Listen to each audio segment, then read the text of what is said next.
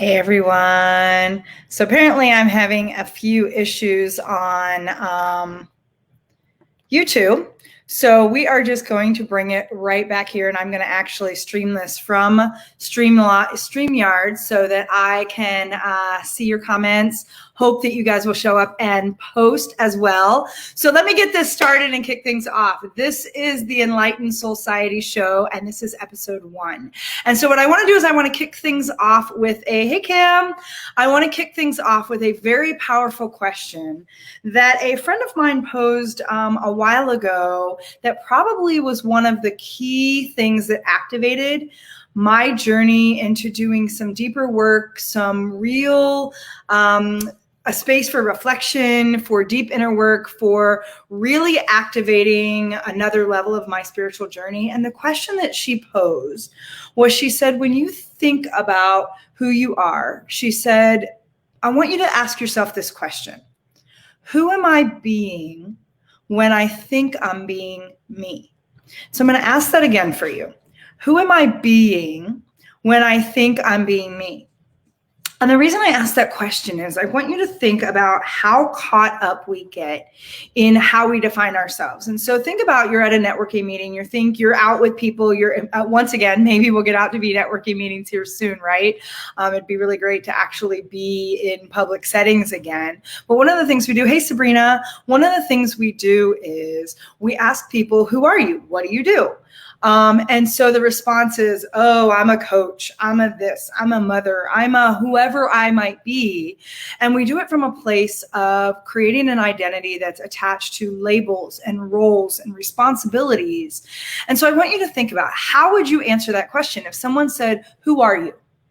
What would be your response? And I would love for some of you that are jumping on, feel free to, I've got the screen on for our group as well as StreamYard here. So feel free to play along with this. But how would you answer the question, who are you?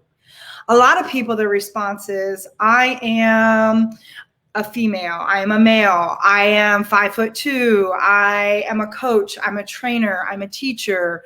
I'm all of these various things, when what I want you to realize is there's still somebody inside of you who's that person. And of course I got craziness going on right now. Hope I don't need somebody's at my door. That's fantastic. You know what? You can't make this stuff up when you go live. It's crazy. I was having problems with, hold on, I don't think no, he's leaving. Okay. So we have these opportunities where we'll just roll with it, right? I was having issues on YouTube, and now we're going to have issues here, obviously. So what I want you to, we're going to come back to what I was just saying. So when we talk about that question around who am I, oftentimes we do it from a place of defining ourselves by the roles, responsibilities, and labels that we've put out there.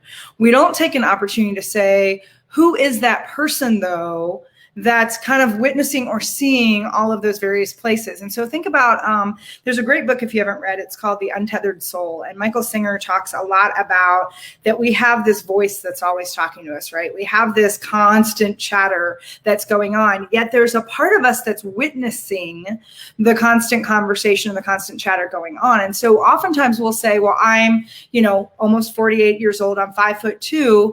And like he says, he asks the question, he says, well, were you the same person though that when you were 10 years old and maybe you were 4'2" and you had a different outer shell of what that looked like? Who is that person that could see the 10-year-old version of you, but can also see the almost 48-year-old version of you as well? And so when you think about that, defining that space around who are you, who am I, think about it from the perspective of who are you being when you think you are being me. And, earlier today, I was doing some work with one of my other groups, and we were talking about the opinions of others that we choose to internalize. And what I love about that, and some of you saw my post the other day, was that there's this idea, and if you get into some of the work around the Course in Miracles, there's this notion around nothing except your thoughts can attack you. And yet we allow this incessant thinking, these thoughts that we've created, that we've now attached an identity to set us up for a space that we say, I'm only this, or I can only be that, when we don't realize that we're shortchanging ourselves in the capacity of who are you truly being when you think you're being yourself? Are you being the innermost self of who your higher consciousness is? Or are you being all of those things that you think you're supposed to be, or that people are imposing upon you and telling you should be? Because the other version of that question is there's that aspect. So I want you to sit with that for a moment. Who are you being when you think you're being you? And who would you be if you stopped being what everybody else thinks you should be? And so what do I mean by that? How much of how we identify ourselves is based on some form of persona, some aspect of our identity, some label, some justification, some box or frame that we put ourselves in? Imagine for a moment if we were to step back from that. Imagine for a moment if we were to be the witness to see who is that person in all those spaces, who is the bigger you. And so who are you being when you think you're being you? And like I said, this fundamental question that she asked was one that prompted a thought to say, do I know that at this point in my life? Do I know how I would define that? And sure, I say things like I'm light, I'm a child of God, I'm an extension of all that is and ever was, I am. And it's easy sometimes to say the words. It's powerful when we take the opportunity to lean in and ask, what does that really mean? And so I want you to think about the fact that as we embrace this notion, one of the things that I want us to think about a little bit differently is how do we get into that deeper soul space? And again, this is the SOULciety, right? So it's that space of source of unlimited light.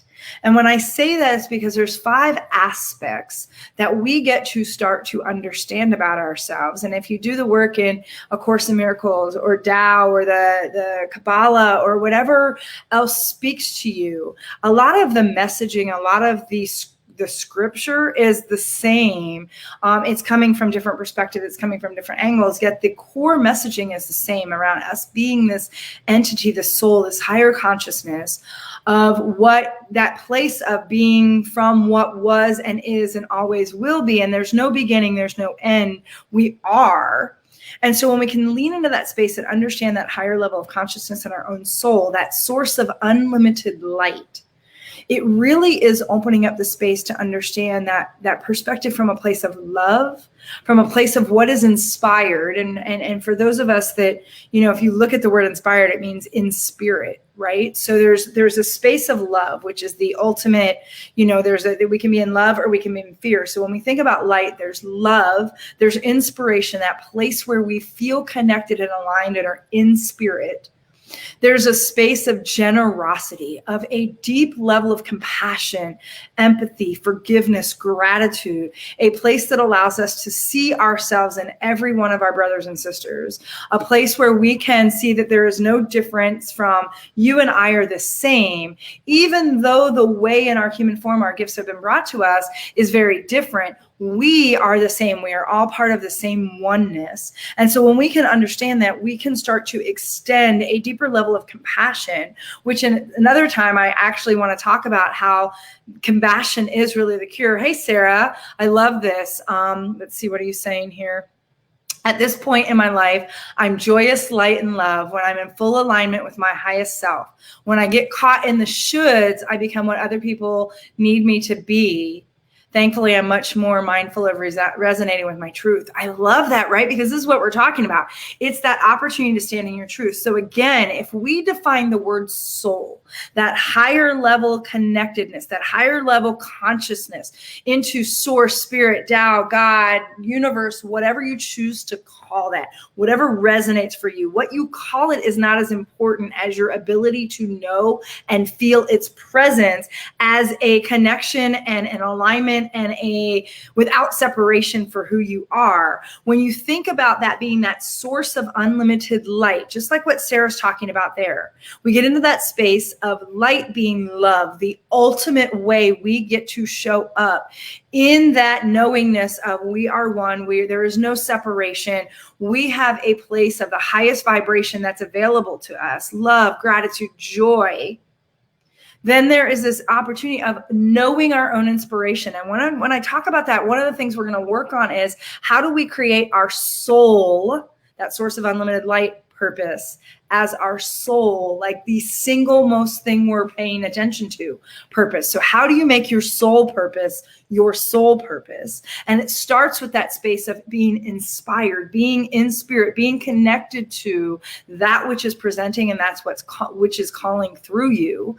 And it starts by getting really clear on how to listen to our inner guidance and how to slow things down so that we can hear the whisper of what is our truth. Because then as you move into that space of generosity, that space of compassion for knowing that every person is on their own path for healing. That is the human experience, is healing and forgiveness for us to find our way back home.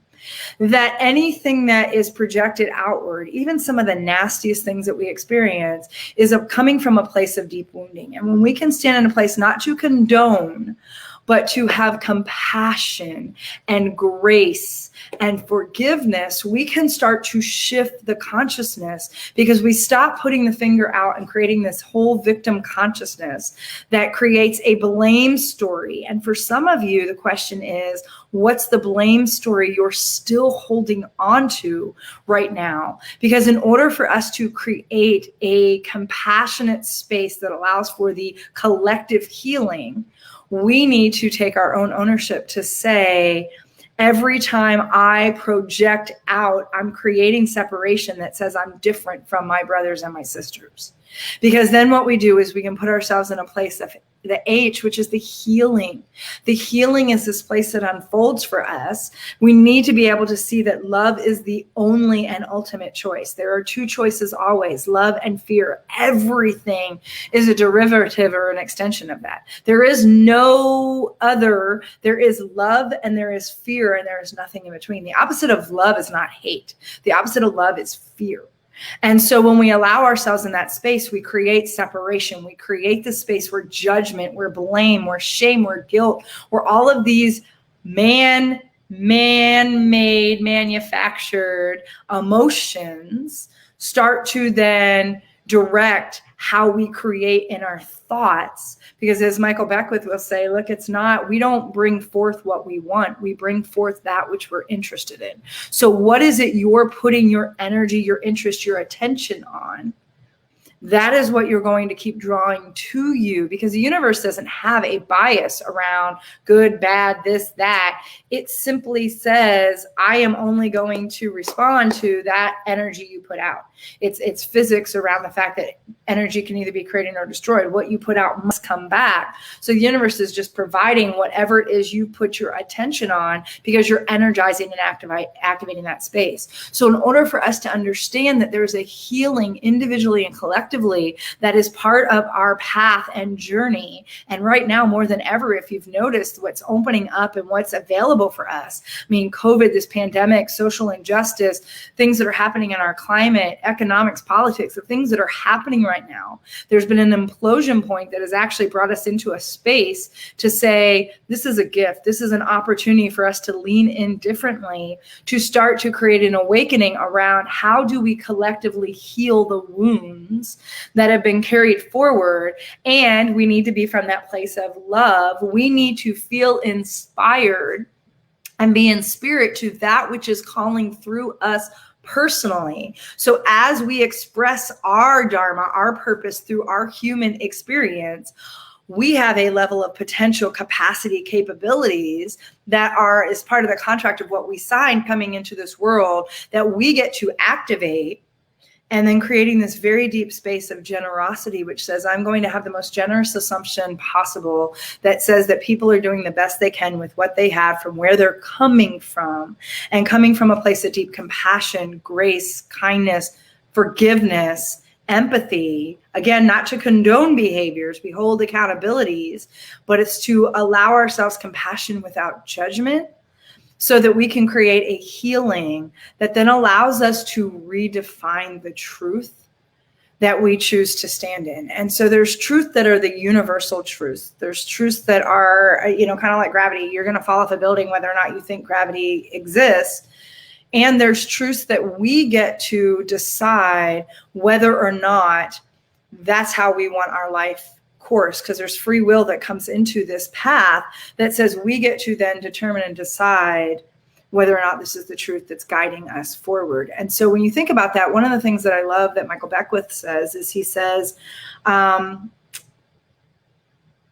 lie becomes a law until it's neutralized. And so the illusions or the stories or the lies that we tell ourselves that we hold on to be a truth will become our law, our way of showing up until we have an opportunity to transmute that, to heal that, to shift that. And so some of what we're doing here as part of the Enlightened SOULciety is that we get to collectively look at questions such as, who am I being when I think I'm being me?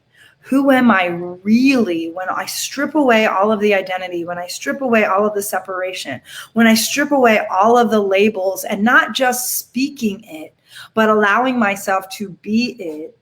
What does that really mean in terms of what we can shift and where we can go? And there's this idea, and in working with the course, there's this idea that many of us feel like, and this again is the separation, we're waiting to be called. We're waiting for our assignment, when what you don't realize is you've already been called. Most of us have not been listening. And so I want you to think about, oftentimes it's that little whisper, it's that little just intuitive nod. It's that thing that says, why should I pull that book off the shelf? Why does this feel so compelling to me right now? It's because you're getting that inner guidance that says, this is your path. You already have everything you need, and it whispers to you ever so slightly. And what we need to recognize is God does not call the qualified. God, universe, source, Tao, whatever you choose, your frame. But God does not call the qualified. God qualifies the called.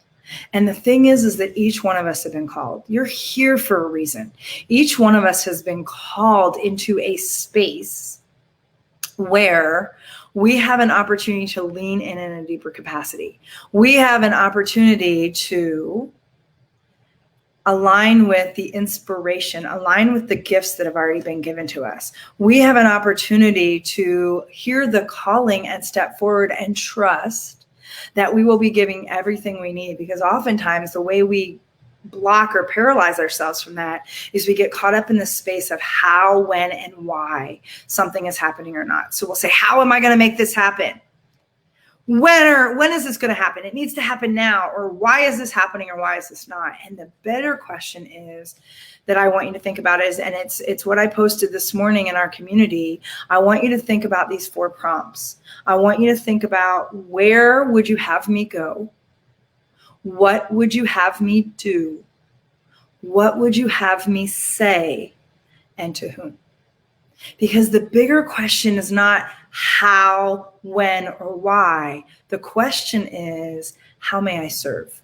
It's not how do I make this happen? It's how may I serve? It's where would you have me go today? What would you have me do in this moment? What would you have me speak or express or share as my truth right now?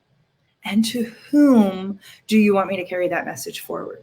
So I want you to think about, when we create a space that allows us to get still, to allows us to break it down to say, this is my opportunity for me to create that inspired alignment so that I am truly living my soul's purpose to be my soul purpose.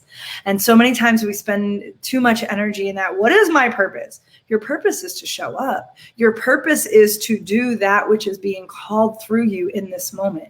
Your purpose is to get still and listen, to hear your inner guidance navigate you. Your goal, your purpose is to respond to what is presenting most of you. And we'll get into this at another point. Your human design, 70% of the population is some form of generator, manifesting generator or generator, where your whole strategy is to wait to respond. So instead of making things happen, we get to allow ourselves to receive the nods, the nudges, the whispers that call to us that say, here's your opportunity, and respond to what's presenting. And so when you think about this space of being able to understand that it's not about what is my purpose. Your purpose is, you are your purpose. There is no finding your purpose outside of you. We get so caught up in thinking that things are happening beyond us, that things are happening when this happens. We have this whole if then when this happens, then I will be this and arrive somewhere. And the idea, the simplicity of it, didn't say it's easy all the time, but the simplicity of it is you are your purpose. You, wherever you are in your own spiritual journey and awakening, you are your purpose.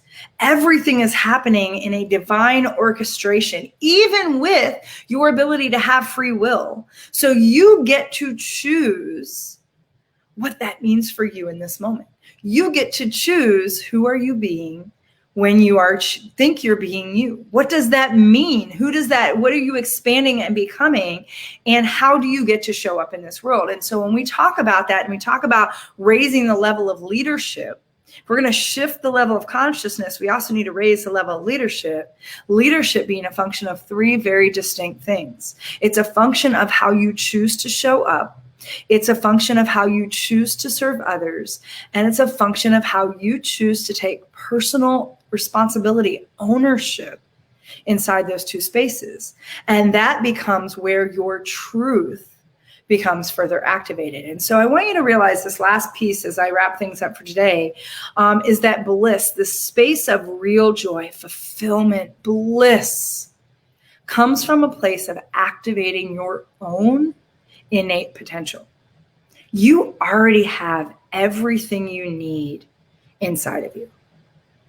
The opportunity is to stop thinking it's something out there and to realize that it is fully available to you in overflowing abundance from within. And when you start to think about how you can serve at a different level. Hey, Eva, I want you to think about those 4 questions. When you ask that question, how may I serve? I want you to think about those 4 prompts. Where would you have me go? What would you have me do? What would you have me say? And to whom? Because in that, you will have the path that leads you to finding your soul purpose so that can become your soul purpose. Hi, Renee. And so first, I want to thank all of you for some of your patience as YouTube was not working for me. And so it looks like I'm just going to do my lives in here and I'll just share them on YouTube later and figure that out another time. So I will be moving forward. I want you to realize that I will be activating this space. Today, I did it at 2:00 in the afternoon. Moving forward, I will be going live on this show Mondays at 2 p.m. Central Time or 10 a.m. Central Time, and Thursdays at 10 a.m. Central Time. Mondays are going to be a solo cast where it's me having a conversation with you to uncover some of these ways that we can activate our own spiritual journey on a higher level, some of the ways that we can deeply connect into our own inner guidance and higher level of consciousness, how we can collectively, how we break down some of the barriers, how do we open up access. That's what we're going to be doing on Mondays. And then Thursday, and I already have a beautiful guest lined up for us this Thursday. My friend Candy Rue is going to be joining me. Thursdays will be a space where I am engaging and inviting other thought leaders and healers and light workers and leaders to the table so that we can engage in a conversation together because that activates things at a different level. And so just want you guys to know that moving forward, when it's possible, there will be a live that will be on Mondays at 10 a.m. Central Time, and there will be a live on Thursdays at 10 a.m. Central Time. In addition, I may pop in and out and do some lives as we bring some other things to you. So I am so glad to see all of you here, and this is our opportunity. This is our opportunity to understand, one, what is our soul purpose? What is that thing being called through me? And who am I really when I strip down all of that shoulding, all of that layering, all of that labeling, all of that identity I've associated myself with? Who am I and how do I choose to show up? And how do I guide myself in a space instead of worrying about how I'm going to make something happen, is to live in the space of how may I serve instead. And so with that, I am super excited to begin this journey with you. I don't know where it's going to unfold and what's going to be brought through. I am also going to share some passages from some of the resources that I have been so blessed and guided by. In the meantime, obviously I'm going live here, but for those of you that may be catching this later, please join us in the Facebook community. It's the Enlightened SOULciety. You can also find us on Instagram. There's also a newsletter, and like I said, I'll be going live on a regular basis for this show as well. So with that, everybody, have a absolutely blessed Monday and beginning of a beautiful new month. Please give yourself space and grace as you're doing your own work, and know that we don't need to be doing the work all the time. Sometimes it's just time for a little soul play and to let yourself just be. So with that, everybody, this is Candy. I will catch you next time. Mwah. Thanks, everyone.